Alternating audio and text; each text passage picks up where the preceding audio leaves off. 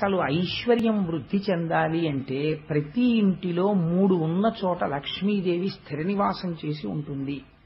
ఒకటి, తులసి చెట్టు ఎండిపోకుండా ఇంట్లో ఉండాలి. ఎప్పుడు తులసి చెట్టు ఎండిపోతోందని అనుమానం వస్తే మార్చాలి, ఇంచేత తులసి చెట్టు ఉండాలి. రెండవది, బ్రాహ్మణ సేవ జరుగుతూ ఉండాలి ప్రయత్నపూర్వకంగా. ఎప్పుడో మన ఇంట్లో శుభకార్యం జరుగుతుంది అని కాదు, నైమిత్తికము అని ఏ పౌర్ణమి తిథికో ఏకాదశి తిథికో. లేకపోతే ఇంక మనిషికి పశువుకి ఏమిటండి తేడా? ఆ ఈశ్వర కైంకర్యం లేనినాడు. అందుకని బ్రాహ్మణులకి సమారాధన చెయ్యడం అని, వేదం వినడం అని, ఇలాంటివి చేస్తూ ఉండాలి. మహాత్ములు వచ్చినప్పుడు అటువంటి వారికి ఇల్లు విడిదిగా ఇవ్వడం అని, అటువంటి వారిని సేవించడం అని జరుగుతూ ఉండాలి.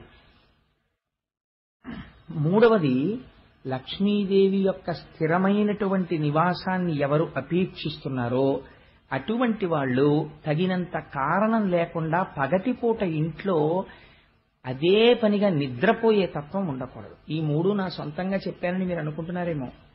దేవీ భాగవతంలో ఐశ్వర్యం ప్రబలంగా నిలబడ్డానికి నేను కొన్ని కారణాలు చెప్తున్నాను, ఇవి ఎక్కడుంటాయో నేను అక్కడ ఉంటానని ఆవిడ చెప్పింది.